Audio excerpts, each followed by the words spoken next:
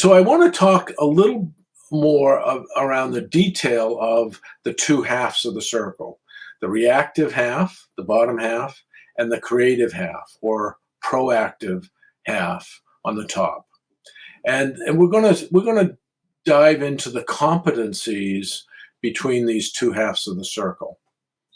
So when you look at the top half of the circle, it has creative competencies that are broken into five different dimensions. The first is relating, the second is self awareness, the third is authenticity, that's the middle wedge. The fourth is systems awareness, and the fifth is achieving.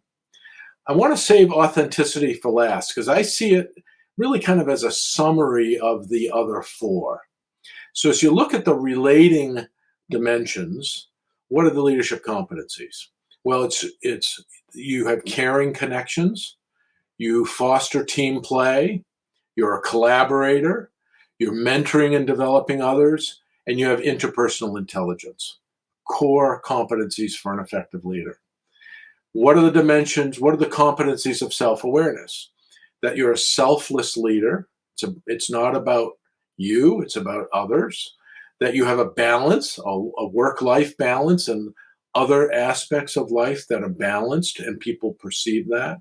You have composure or executive presence, and that you're a learner. People want to have an executive who is learning themselves, but also helping them to learn.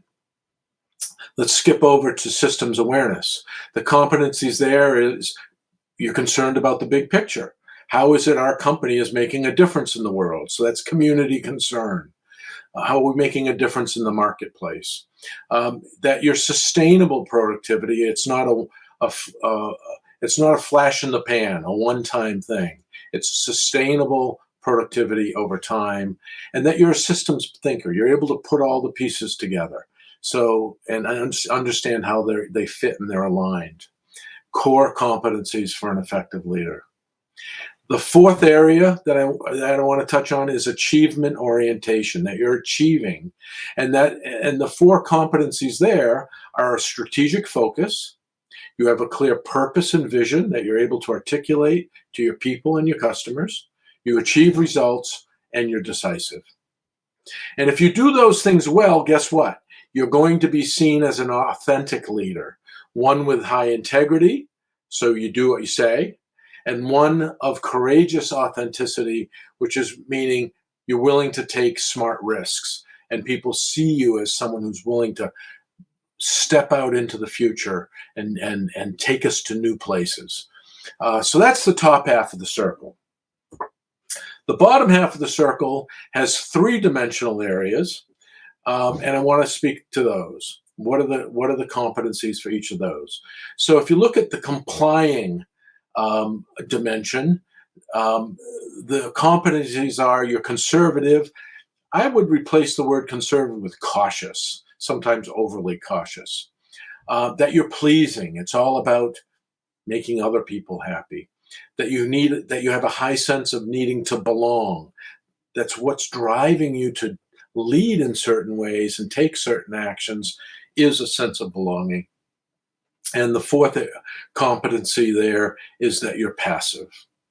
What you'll see is these are they have some of the weakest correlations to high performing leadership, are the complying behaviors or competencies. The second dimension is called protecting competencies. This is where we oftentimes go, strictly to the mind. I find a lot of professionals, doctors, lawyers, engineers, people who have professional degrees who maybe fall back to their profession, oftentimes get caught in the protecting mode. And this is where people are putting up walls or distancing themselves from others, perhaps overly critical of what they see and hear. And how does that come through? It comes through as being arrogant. And so when people score high in the protecting competencies, what I'll oftentimes be looking for is how are we falling back on what we know rather than what we want to achieve and how we want to engage with others. So it's that inside versus outside. The controlling dimension are your classics, that someone is seen as being autocratic, overly ambitious, just, driven, so they'll run over your back to get there, or a perfectionist.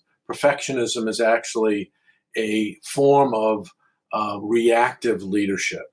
And so when you look at the bottom half of the circle, these are the competencies that correlate to the lowest levels of leadership behavior.